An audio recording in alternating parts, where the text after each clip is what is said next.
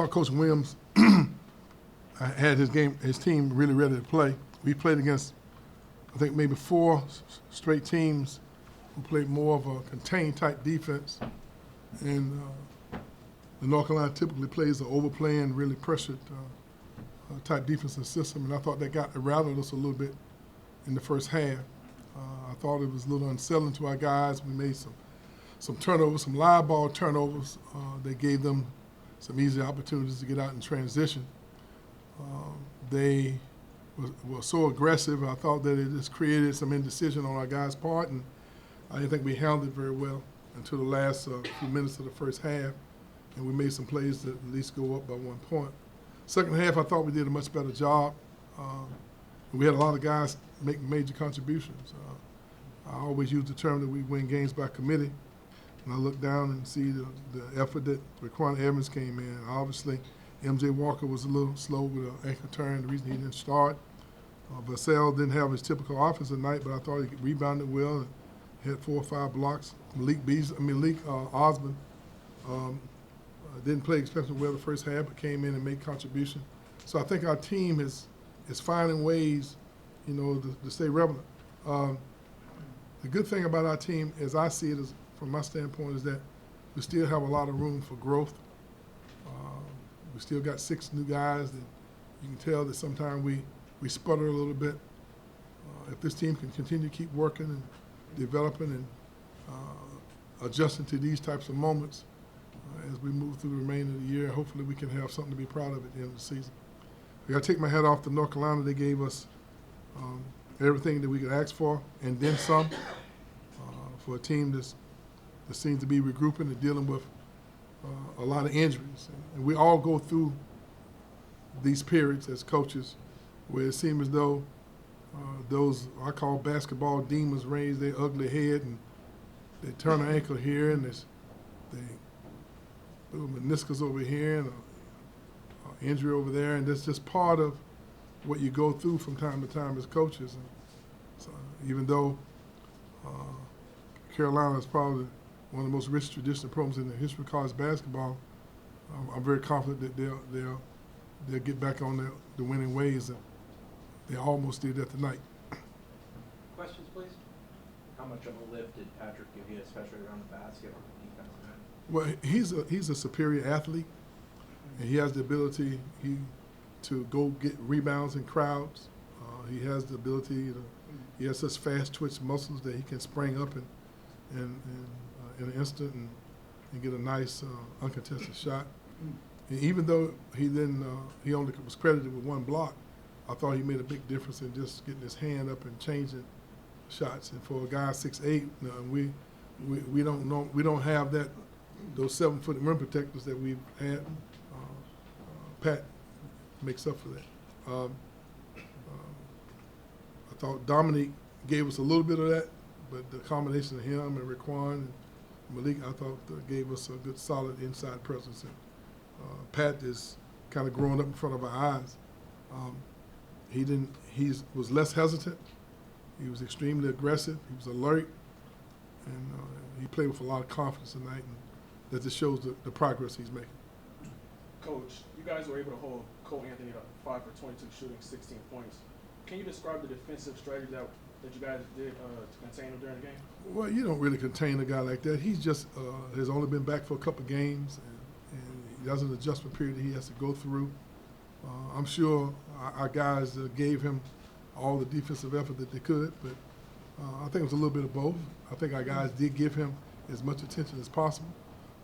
He's a very, very good player, and he's going to have those nights where he's going to be capable of going off and being extremely much more productive than he was tonight. But our defense, we didn't do anything particularly any different than what we normally do. We tried to, out of respect for him, we tried to limit him as much as possible. But I just think that overall, we didn't do anything different. I thought the energy and their system was defended very well by our players, and it's one of those nights where we came out on top. Your team had a big win on the road Saturday, another big win tonight against a rival. Is your team peaking now, or is it still a work in progress? We're so far away from peaking. I can't even see the top of it. You know, it's, we're a long ways away. I mean, when you see how we didn't adjust very well to the pressure in the first half, they forced us into turnovers. They probably, I don't know how many points they scored off of turnovers in the first half, but that's because we just didn't handle their pressure, their ability to overplay and get in the passing lanes. We didn't do a very good job of that. So that just we have a lot of room for growth. I think that we're still a work in progress, and that's probably the most positive thing that I take away from where we are is that we're still working and still developing, and while we're doing it, we're finding ways to have another ACC blowout, 5 or 6 points. Coach, another sold-out student section for tonight's game and the upcoming game this night on Saturday. How important is that for your team? What's our record at home last 3 years? 16-3. We're 60-3, and a lot of it's because our fans have given us tremendous support, and I hope they keep coming. They mean an awful lot to our players and the atmosphere that's growing here in the Tucker Center. There's no doubt that it's welcome, appreciated, and we want to keep it going. Leonard, during some of those droughts, especially in the first half, did you feel like guys were being too unselfish? Do you want to see guys being more assertive? I thought that we just didn't handle their pressure, and you got to give North Carolina credit. They had a little bit to do with our indecision and our inability to handle the moment. I mean, they really, really did a great job on Devin. They didn't leave him very much at all. They made their mind up they weren't going to let him get the normal open looks that he had. And I thought the big guys inside were extremely physical. And while we were switching 1 through 5 on them, I thought they made us pay. They had some high-low plays, and we were in there scrapping and got some fouls, and they got to the foul line. But that's the challenges that a team that big and strong and talented would give you. I felt that we just kind of hung on, and we went down like about 6 or 7 and had a little spurt at the end of the half and gave us a little confidence. And we talked about it the second half, and I thought the second half, at the end of the first half, and I thought the second half we came out and played a little better. Now, there was a stretch defensively in the second half where you guys forced them to miss like 17 straight shots. How happy were you with the defense in the second half? Well, you know, I'm glad you told me that because I didn't know that when it goes to the game. I thought every shot was going in. But that said a lot about our guys being locked in and giving them the proper respect that if we did not defend them with that type of focus, they were going to make us pay. And we're very fortunate, you know, to have a period like that. That makes a huge difference in a game that's decided by 5 or 6 points. How much difference does Patrick make defensively? When you got him and Devin and Trent out there, it seems like they can create a lot of havoc all over the court. Those guys have great anticipation. They got long arms. And they're extremely aggressive. And they're taking a lot of pride in their quote junkyard dog defense. And we had to pull out our mascot. His name is Stopper. You know, he got a big.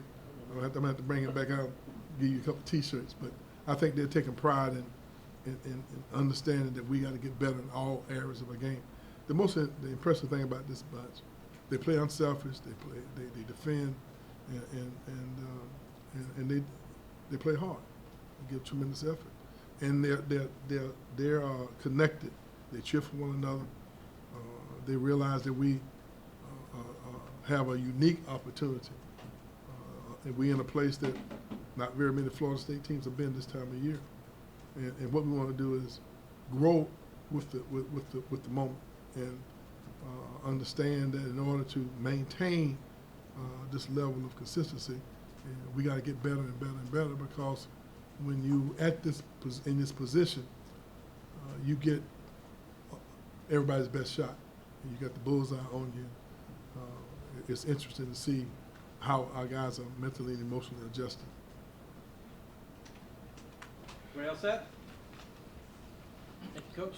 Thanks, Coach. I need a golf cart.